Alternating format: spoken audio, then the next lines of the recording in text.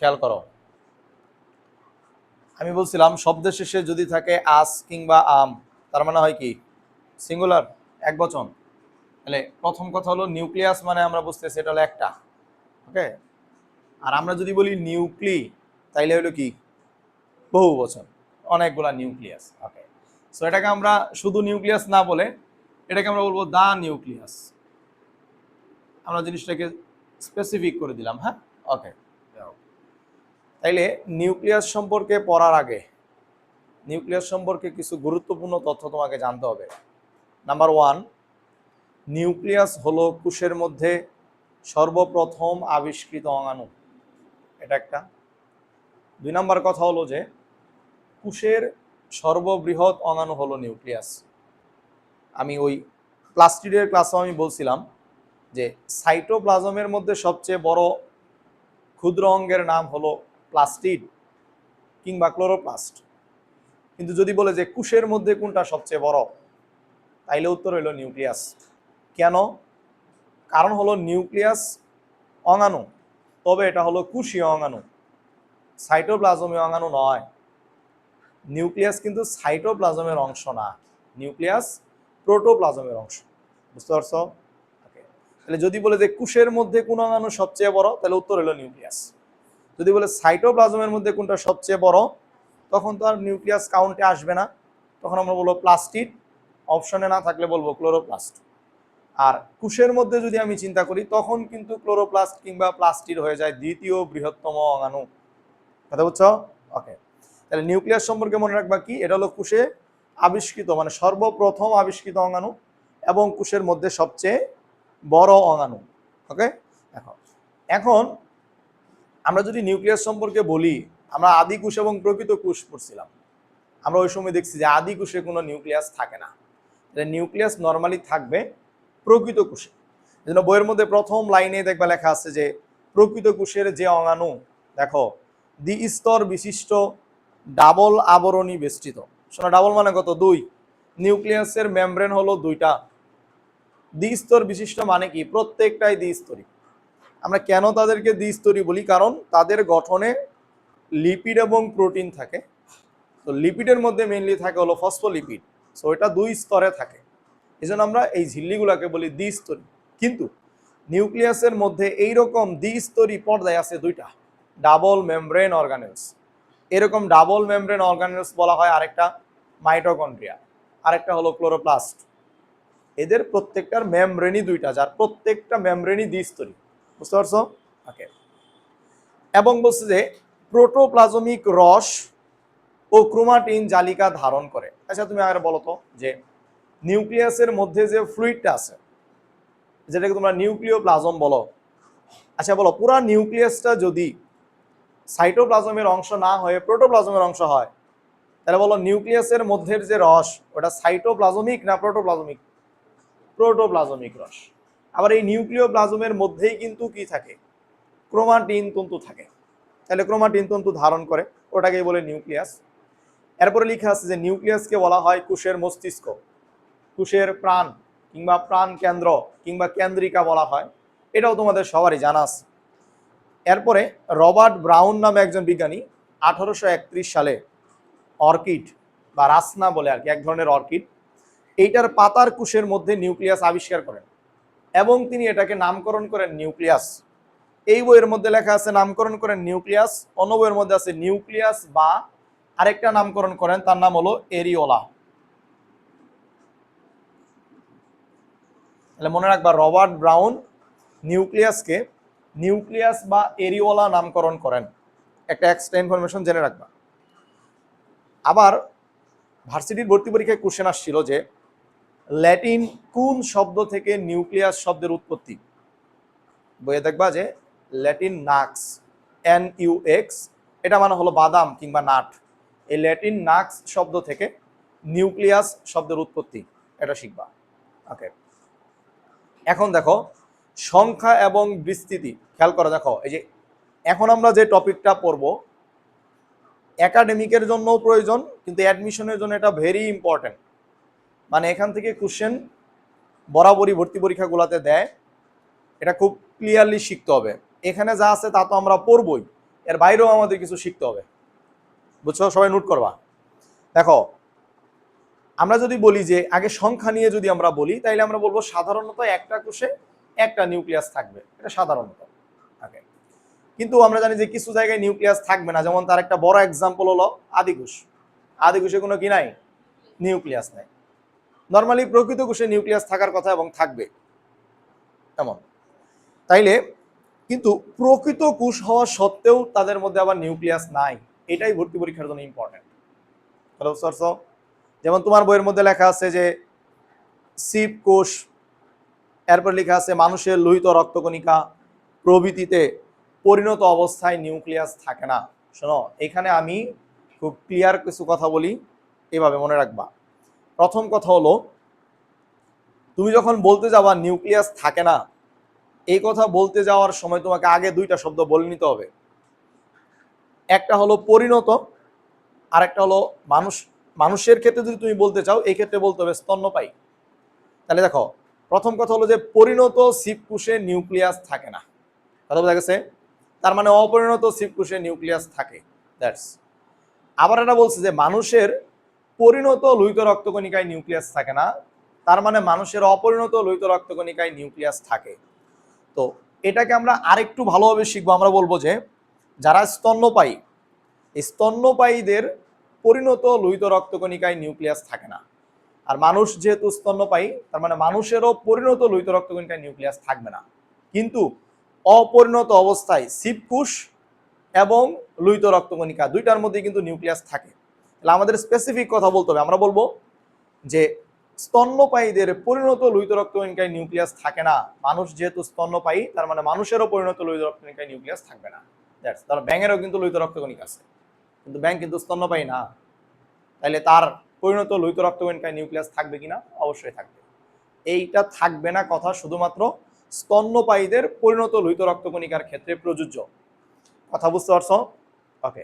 আজিবুর স্যারের বইয়ের মধ্যে এখানে ভেসেলের কথাও লেখা আছে, ভেসেলেও নিউক্লিয়াস থাকে না, এটাও জেনে রাখবা।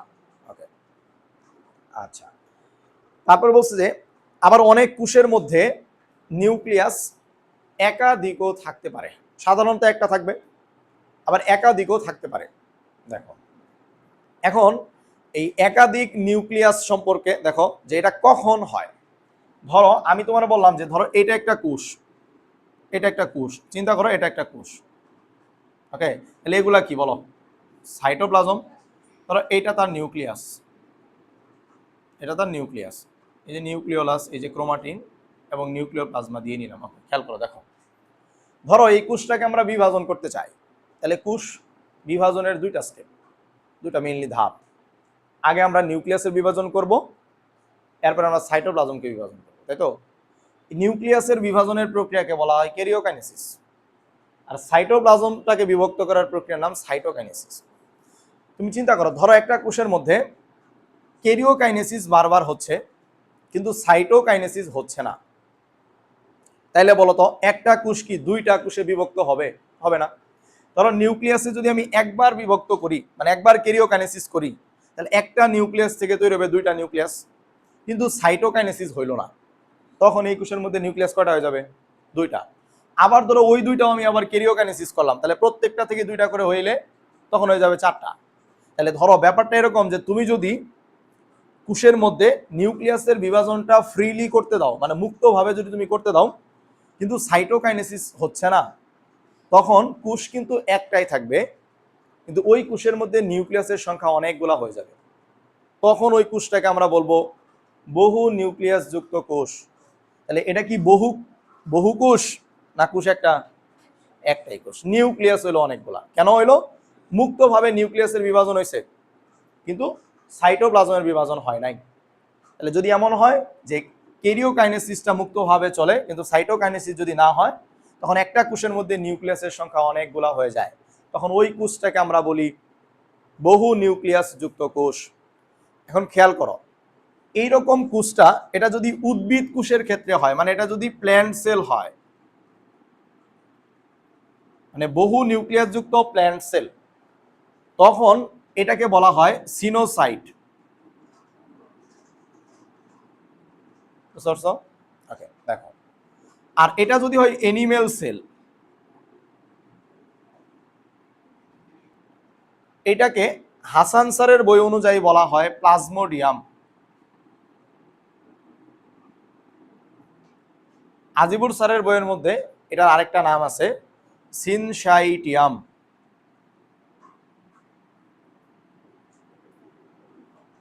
আমি সবগুলাই ব্যাখ্যা করতেছি। দেখো কেন এটাকে বলা হয় সিনোসাইট। দেখো সিনোসাইট শব্দটা খেয়াল করো। দেখো দেখো কো ইনো সাইট, তিনটা শব্দ আছে। সাইট মানে কোষ, এটা আমরা জানি। ইনো মেইনলি হলো এন্ডো, এন্ডো মানে কি ভিতরে। আর কো মানে হলো একসাথে কিংবা শেয়ার। তাহলে তুমি ব্যাপারটা চিন্তা করো তো, যে কো ইনোসাইট বা সিনোসাইট এটার অর্থ কি হইল, যে কোষের ভিতরে শেয়ার করছে। শেয়ার করছে মানে কি, যে ধরো অনেকগুলা নিউক্লিয়াস কোষের ভিতরে জায়গাটাকে শেয়ার করে আছে বা একসাথে আছে। তার মানে কি, যে একটা কোষ কিন্তু তার মধ্যে নিউক্লিয়াস কতগুলা, অনেকগুলা। এই জন্য এটাকে আমরা বলবো সিনোসাইট। উদ্ভিদ কোষকে আমরা বলবো সিনোসাইট। তার মানে বহু নিউক্লিয়াস যুক্ত উদ্ভিদ কোষকে বলা হয় সিনোসাইট, আর বহু নিউক্লিয়াস যুক্ত প্রাণী কোষকে আমরা বলবো প্লাজমোডিয়াম। যদি আমরা এটাকে অপশনে না পাই তাহলে আমরা এটাকে বলবো সিনসাইটিয়াম। দেখো সিন মানে কি টুগেদার বা একসাথে, সাইট মানে কি কোষ। তার মানে এটাও বুঝাইতেছে যে হ্যাঁ কোষের মধ্যে নিউক্লিয়াসগুলো একসাথে আছে। তাহলে একসাথে যখন আমরা বলবো তখন একটা না অনেকগুলা, অনেকগুলা। তার মানে প্রত্যেকটা শব্দর মিনিং জানলে বুঝতে পারা যায় হ্যাঁ এরা হলো বহু নিউক্লিয়াস যুক্ত কোষ। কথা বুঝতে পারছো? ওকে, এখন এটার এক্সাম্পল আমাকে জানতে হবে যে কারা এরকম বহু নিউক্লিয়াস যুক্ত আছে। দেখো বইয়ের মধ্যে প্রথমে দেওয়া আছে যে কিছু শৈবালের নাম দেওয়া আছে, তিনটা শৈবালের নাম দেওয়া আছে। দেখো ভাউচেরিয়া, বট্রাইডিয়াম এবং স্পেইরোপিয়া, এই তিনটা বই থেকে পড়বা। এবং বলছে যে পেনিসিলিয়াম সহ কতিপয় ছত্রাক, এখানে একটা ছত্রাকের নাম দেওয়া আছে পেনিসিলিয়াম। আমরা এর সাথে আরো কয়েকটা ছত্রাকের নাম মনে রাখবো। দেখো তাহলে পেনিসিলিয়াম, এর সাথে মনে রাখবা মিউকর, আরেকটা হলো রাইজোপাস, এবং একটা হলো অ্যাগারিকাস। দেখো এগুলা প্রত্যেকটাই এক একটা ছত্রাক এবং এরা প্রত্যেকেই বহু নিউক্লিয়াস যুক্ত কোষ। কথা বুঝতে পারছো? ওকে, এছাড়া আরো আছে, খেয়াল করে দেখো কিছু আছে যাদের মধ্যে তুমি দুইটা নিউক্লিয়াস পাবা। মানে এটাকে আমরা হয়তো বহু বলতে পারতেছি না, বাট দুইটা করে নিউক্লিয়াস পাওয়া যাবে। এইরকম একটা প্রোটোজোয়ার নাম হলো প্যারামেসিয়াম। তোমরা এসএসসিতে পড়ছিলা, হ্যাঁ প্রোটিস্টার একটা এক্সাম্পল ছিল না প্যারামেসিয়াম।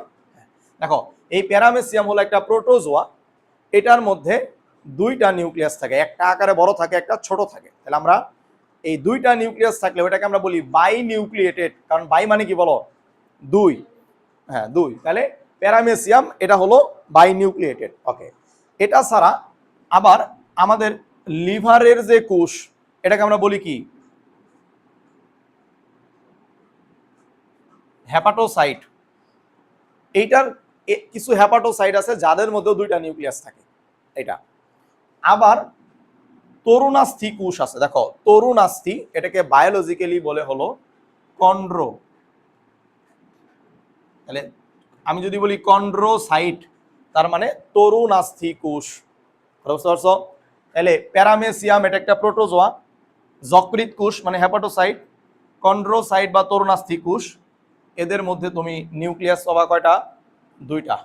এদেরকে আমরা বলি বাই নিউক্লিয়েটেড। বুঝতে পারছো? ওকে, আর এই যে মিউকর, রাইজোপাস, অ্যাগারিকাস, পেনিসিলিয়াম এগুলো হলো ছত্রাক, এগুলোর মধ্যে তুমি নিউক্লিয়াস পাবা অনেকগুলা, বহু নিউক্লিয়াস যুক্ত। আর তিনটা শৈবালের নাম বইয়ের মধ্যে দেওয়া আছে, ওইটা পড়বা। দেখো এছাড়াও আরো বহু নিউক্লিয়াস যুক্ত কিছু আছে। দেখো যেমন একটা নাম হলো ওপালিনা, এটা একটা। দেখো এই ওপালিনা, দেখো ওপালিনাও হলো একটা প্রোটোজোয়া, প্যারামেসিয়ামও প্রোটোজোয়া, ওপালিনাও প্রোটোজোয়া। তবে প্যারামেসিয়ামের মধ্যে নিউক্লিয়াস হলো দুইটা, আর ওপালিনার মধ্যে নিউক্লিয়াস কয়টা, অনেকগুলা, বহু নিউক্লিয়াস। বুঝতে পারছো? ওকে, আবার আমরা যদি বলি যে পেশির ক্লাসিফিকেশন তোমরা পড়ছো, ধরো যেই পেশি ইচ্ছা করলেই নাড়ানো যায় তারে কি বলে, ঐচ্ছিক পেশি। এই ঐচ্ছিক পেশির মধ্যে অনেকগুলা নিউক্লিয়াস থাকে। তাহলে আমরা এটাও শিখব যে ঐচ্ছিক পেশিতেও অনেকগুলা নিউক্লিয়াস থাকে। ওকে, আবার আমাদের হাড়ের মধ্যে এক ধরনের কোষ থাকে, দেখো হাড় বা অস্থি কিংবা ইংরেজিতে যেটাকে বলে বোন, এটাকে বায়োলজিতে বলে অস্টিও। কি বলে বলো? অস্টিও। এখন এই অস্টিও এর মধ্যে আরেকটা টার্ম আছে ক্লাস্ট। এই অস্টিওক্লাস্টকে বলা হয় অস্থির ম্যাক্রোফেজ। এটা কি জিনিস দেখো, ম্যাক্রোফেজ হলো মূলত মনোসাইট। মনোসাইট হলো এক ধরনের শ্বেতরক্ত কণিকা। এটা যখন টিস্যুর মধ্যে যায় তখন তার নাম হয় ম্যাক্রোফেজ। এর কাজ কি? জীবাণুকে খেয়ে ফেলা, মেরে ফেলা। তাহলে যদি বলা হয় যে আমাদের হাড়ের মধ্যে জীবাণুকে মেরে ফেলার জন্য যে কোষ আছে তার নাম হলো অস্টিওক্লাস্ট। এটার মধ্যে অনেকগুলা নিউক্লিয়াস থাকে। বুঝতে পারছো? দেখো শোনো, এখানে আরেকটা বিষয় একটু বলি যে কখন এরকম টার্ম পাবা ব্লাস্ট, কখনো পাবা সাইট। মনে রাখবা ব্লাস্ট মানে অপরিণত। ব্লাস্ট মানে কি বলো? অপরিণত, ইম্যাচিউর। আর সাইট হলো পরিণত। বুঝতে পারছো? তাহলে একটু খেয়াল করো তো, আমি যদি বলি, খেয়াল করো, আমি যদি বলি ইরাইথ্রোব্লাস্ট, তাহলে এটা কি? ইরাইথ্রোব্লাস্ট তাহলে এটা কি? লোহিত রক্তকণিকা। পরিণত নাকি অপরিণত বলো? তাহলে ইরাইথ্রোব্লাস্ট, এটা দিয়ে যেহেতু ব্লাস্ট মানে অপরিণত আর ইরাইথ্রো মানে রেড, তাহলে এই ইরাইথ্রোব্লাস্ট মানে হলো অপরিণত লোহিত রক্তকণিকা। তাহলে আমরা যদি বলি যে ইরাইথ্রোসাইট, তাহলে আমরা কি বলবো? পরিণত লোহিত রক্তকণিকা। তাহলে আবার খেয়াল করো তো, আমি যদি তোমারে বলি মানুষের ইরাইথ্রোব্লাস্টে নিউক্লিয়াস থাকে, সত্য নাকি মিথ্যা? সত্য। আর তুমি যদি বই পড়ে খালি এটাই মনে রাখো মানুষ বললেই নাই নাই নাই নাই, তাহলে তুমি বলো যে খালি মুখস্থ করলা, বেসিক তুমি শিখলা না। তাহলে আমাকে বুঝতে হবে যে সেটা অবশ্যই পরিণত বললে আমি বলবো নিউক্লিয়াস নাই, কিন্তু যদি বলি ইরাইথ্রোব্লাস্ট তাহলে আমি বলবো হ্যাঁ এটাতে নিউক্লিয়াস আছে। কথা বুঝতে পারছো? ওকে, তাইলে নিউক্লিয়াস কার মধ্যে আছে, কার মধ্যে নাই, কার মধ্যে একটা, সাধারণত একটা থাকে। হ্যাঁ, এরকম তো অনেক এক্সাম্পল আছে। কার মধ্যে আছে দুইটা, কার মধ্যে আছে অনেকগুলা। তো আমরা যতগুলো এক্সাম্পল লিখলাম এগুলা খুব ভালোভাবে শিখবা। এগুলা যেহেতু বইয়ের মধ্যে, দেখো বইয়ের মধ্যে খুবই কম আছে, খেয়াল করো বইয়ের মধ্যে খুবই কম আছে। বিভিন্ন বই মিলে এগুলা বলে দিলাম, বাসায় গিয়ে এগুলা নোট করবা। নোট করে ওটা আলাদা করে দরকার হলে এই পাতার মধ্যে এটা লাগাই রাখবা, অন্য একটা ছোট কাগজে লিখে এটা এখানে রাখবা, প্রত্যেকবার এটা পড়ে নিবা। হ্যাঁ, অ্যাডমিশনের সময় গিয়ে পড়া লাগবে। সো এখন যেহেতু পর্যাপ্ত সময়, এটুকুন কষ্ট করো, জিতবা। দেখো এখন বলছে আকৃতি। তাহলে দেখো আকৃতি কেমন হইতে পারে? সাধারণত বৃত্তাকার হবে, এছাড়াও বিভিন্ন আকারের হইতে পারে। বই থেকে একবার রিডিং করে নিবা। আমরা যদি অবস্থানের কথা বলি, আমরা যদি বলো প্রাণী কোষের কথা যদি চিন্তা করি, তাহলে প্রাণী কোষের নিউক্লিয়াসের অবস্থান হইল কোষের কেন্দ্রে। কিন্তু আমরা যদি বলি বড় কোষ গহ্বর, প্রাণী কোষে আছে না উদ্ভিদ কোষে আছে? উদ্ভিদ কোষে। তাহলে এই কোষের মধ্যে যদি একটা বড় কোষ গহ্বর থাকে তখন হয় কি? নিউক্লিয়াসটা এক পাশে চেপে যায়। তাহলে আমরা যদি বলি যে নিউক্লিয়াসের অবস্থান দেখে আমরা বলতে পারবো কিনা এটা উদ্ভিদ কোষ না প্রাণী কোষ? যদি কেন্দ্রে থাকে তাহলে বলবো প্রাণী কোষ। যদি কোষ গহ্বরের উপস্থিতির কারণে নিউক্লিয়াসটা এক পাশে চলে যায় তখন আমরা বলবো কি কোষ? উদ্ভিদ কোষ। ওকে, অবস্থান ঠিক আছে। আকৃতির মধ্যে আরেকটা মনে হইলো বলি যে এই যে মনোসাইটের কথা যে কিছুক্ষণ আগে বললাম, এই মনোসাইট, ধরো এটা যদি হয় একটা মনোসাইট, এই যে এইটা তার একটা নিউক্লিয়াস। মজার কথা, মনোসাইটের নাম কেন মনোসাইট? খেয়াল করে বলো তো, মনো মানে কত? এক। এর একটা নিউক্লিয়াস আছে, এজন্য তারা বলে মনোসাইট। কিন্তু এই নিউক্লিয়াসটা দেখতে আমাদের শরীরের একটা অঙ্গের মতো, কিডনির মতো। এইটাও আমরা মনে রাখবো যে নিউক্লিয়াস, মনোসাইটের নিউক্লিয়াসটা হলো বৃক্কাকার বা কিডনি আকৃতির, বৃক্কের মতো। বুঝতে পারছো? That's okay. খেয়াল করো, দেখো আকার এবং আয়তনের কথা যদি বলে আমরা দুইটা কথা মনে রাখবো এখান থেকে, যে কোষের মধ্যে 10 to 15% জায়গা হলো নিউক্লিয়াস দখলে নেবে, যেটা মাইটোকন্ড্রিয়া ছিল কত পার্সেন্ট? 20%। কিন্তু যদি কোষটা হয় শুক্রাণু তাহলে তার 90% nucleus. This is very important, মনে রাখতে হবে। তাহলে শুক্রাণুর 90 ভাগে কি? নিউক্লিয়াস। ওকে, ঠিক আছে। দেখো এরপরে রাসায়নিক গঠন, এটা মূলত নিউক্লিক অ্যাসিড এবং প্রোটিন দিয়ে তৈরি, এটা বই থেকে রিডিং পড়বা। এছাড়াও কিছু ডিএনএ, আরএনএ, এনজাইম, লিপিড এগুলো থাকে, পড়ে নিবা। এখন যদি জিজ্ঞেস করা হয় নিউক্লিয়াসের কাজ, তার আগে একটু বলি, আমরা শুরুতেই বলছিলাম নিউক্লিয়াসকে বলা হয় কোষের কেন্দ্র, কোষের প্রাণ, কোষের মস্তিষ্ক। দেখো কেন এমন বলা হয়, ক মার্কের কোশ্চেন আসবে।